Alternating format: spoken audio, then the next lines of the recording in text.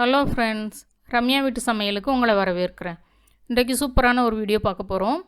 எல்லா குழந்தைங்களுக்கும் பிடிச்ச பாஸ்தா வீடியோ தான். குழந்தைங்கள்லேருந்து பெரியவங்க வரைக்கும் ரொம்ப ரொம்ப பிடிக்கும் பாஸ்தா. இந்த பாஸ்தா நான் டொமேட்டோ சிக்கன் போட்டு பண்ண போகிறேன். இந்த டொமேட்டோ சிக்கன் ரெசிபி நேற்று கொடுத்துருக்குறேன். பார்க்காதவங்க அதை பார்த்துக்கோங்க. அதை போட்டு தான் நம்ம இந்த பாஸ்தா ரெசிபி பண்ண போகிறோம். இதுக்கு நான் 200 கிராம் பாஸ்தா எடுத்துருக்கிறேன். நீங்கள் எந்த பாஸ்தா வேணாலும் எடுத்துக்கோங்க.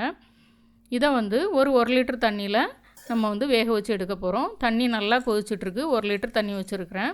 அதில் இந்த 200 கிராம் பாஸ்தாவை சேர்த்து ஒரு 7 நிமிஷம் ஹை ஃப்ளேம்லேயே நீங்கள் கொதிக்க விடுங்க. கரெக்டாக இருக்கும். 1 டேபிள் ஸ்பூன் எண்ணெய் சேர்த்துக்கிறேன். உப்பு நான் இதில் சேர்க்கலை, ஏன்னா நம்ம பிந்தி பாஸ்தாலே சேர்த்துக்கலாம் செய்யும்போது. அதனால் இதில் உப்பு சேர்க்கலை. எண்ணெய் சேர்த்துக்கிட்டிங்கன்னா பாஸ்தா ஒன்றோட ஒன்று ஒட்டாமல் இருக்கும். இப்போ நமக்கு கரெக்டாக வெந்துருச்சான்னு பார்க்கலாம். நான் அடுப்பை ஆஃப் பண்ணிட்டேன், ஏன்னா நான் ஆல்ரெடி செக் பண்ணிட்டேன். திரும்ப இப்போ உங்களுக்காக செக் பண்ணி காமிக்கிறேன்.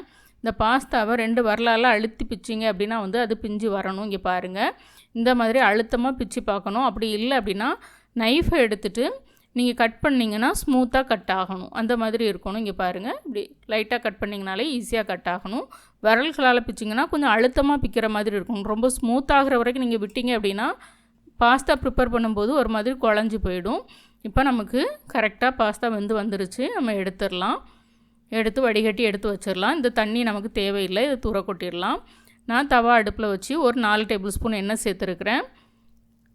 வெங்காயம் ஒரு 200 கிராம் வெங்காயத்தை இந்த மாதிரி சின்ன சின்ன டைசஸாக கட் பண்ணியிருக்கிறேன். ஒரே மாதிரி, அதாவது கேப்சிகம் வெங்காயம் ரெண்டும் ஒரே சைஸில் இருக்க மாதிரி கட் பண்ணியிருக்கேன். வெங்காயம் 200 கிராம், கேப்சிகம் ஒரு 150 கிராம் சேர்த்துருக்கிறேன். கேரட்டு ஜஸ்ட்டு ஒரு 2 டேபிள் ஸ்பூன் அளவுக்கு தான் நான் சேர்த்துருக்கிறேன். ஏன்னா நம்ம சிக்கன் பாஸ்தா தான் பண்ண போகிறோம், வெஜிடபிள் பாஸ்தா கிடையாது. அதனால் இந்த அளவுக்கு தான் நான் சேர்த்துருக்கிறேன். நீங்கள் வெஜ்ஜி பாஸ்தானா உங்களுக்கு பிடிச்ச வெஜிடபிள்ஸ்லாம் நீங்கள் சேர்த்துக்கலாம். கலர் கேப்சிகம், அதே போல் பேபிகார்ன் இதெல்லாம் போடுவாங்க. தேவைப்படுறவங்க நீங்கள் அதை போட்டுக்கலாம்.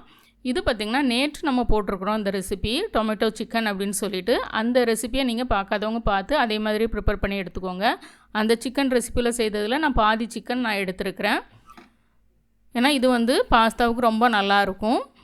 இப்போ நான் அந்த சிக்கன் எல்லாத்தையும் இதில் சேர்த்துருக்கிறேன். ஏன்னா பாதி சிக்கன் நான் பீஸாவுக்கு எடுத்துக்கிட்டேன், பாதி சிக்கன் இதில் சேர்த்துக்கிட்டேன். நேற்று 300 கிராம் சிக்கனை வச்சு இந்த டொமேட்டோ சிக்கன் ரெசிபி செஞ்சு உங்களுக்கு காமிச்சிருக்கிறேன். இப்போ நமக்கு வெங்காயம் ஓரளவுக்கு கண்ணாடி பதம் வதங்கினதும் நான் அந்த சிக்கனை சேர்த்துட்டேன். ஆல்ரெடி ப்ரிப்பேர்டு சிக்கன் தான், ரெண்டுமே ஒரே நாளில் பண்ணது தான். நான் நேற்று சிக்கன் ரெசிபி வீடியோ உங்களுக்கு கொடுத்துட்டேன். ஏன்னா ஒரே ரெசிபியாக கொடுத்தா உங்களுக்கு வீடியோ லெங்க்த்தாக இருக்குன்றதுக்காக சிக்கன் ரெசிபி வீடியோ நேற்று கொடுத்துருக்குறேன். பார்க்காதவங்க பார்த்துக்கோங்க. நான் இதில் டிஸ்கிரிப்ஷன் லிங்க் கொடுக்குறேன் உங்களுக்கு.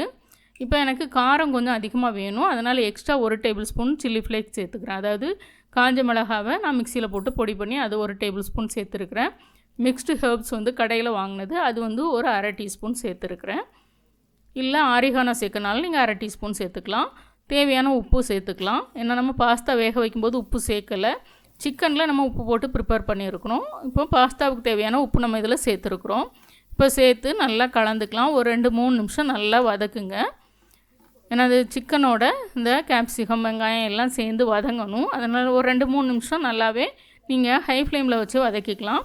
வதக்கினதுக்கப்புறம் நான் ஒரு 100 ml தண்ணி சேர்க்க வேண்டியது இருக்கும். நான் ஃபஸ்ட்டு ஒரு 50 ml சேர்த்து கலந்து பார்த்தேன்.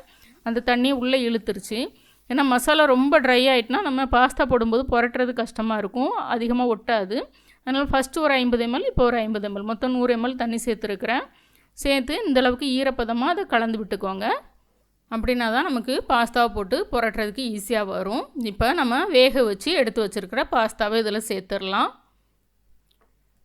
உங்களுக்கு காரம் அதிகமாக வேணும் அப்படின்னா சில்லி பவுடர் ஒரு அரை டீஸ்பூன் கூட நீங்கள் சேர்த்துக்கலாம். நான் இது காரம் கொஞ்சம் மைல்டாகவே தான் செய்கிறேன். ஈவினிங் ஸ்நாக்ஸுக்கு குழந்தைங்களுக்கு கொடுக்குறதுக்கு ரொம்ப நல்லாயிருக்கும். இப்போ இதை பாஸ்தாவை சேர்த்ததுக்கப்புறம் மெதுவாக எல்லா பாஸ்தாலையும் இந்த மசாலா படுற மாதிரி புரட்டிக்கலாம். இதில் நம்ம 200 கிராம் பாஸ்தாவுக்கு இந்த அளவுக்கு மசாலா எல்லாம் சேர்த்து செஞ்சிட்ருக்குறோம். இதில் அதாவது பெருசாக இந்த மசாலாவும் இதில் போடலை. ஏன்னா நம்ம மசாலா எல்லாம் சிக்கன் ரெசிப்பிலே போட்டு ப்ரிப்பேர் பண்ணிட்டோம். அந்த சிக்கன் டொமேட்டோ சிக்கன் போட்டு இதில் பண்ணுறதுனால அதில் உள்ள மசாலாவே இதுக்கு போதும். கொஞ்சம் காரத்துக்காக மட்டும் நான் 1 teaspoon chilli flakes extra add பண்ணேன்.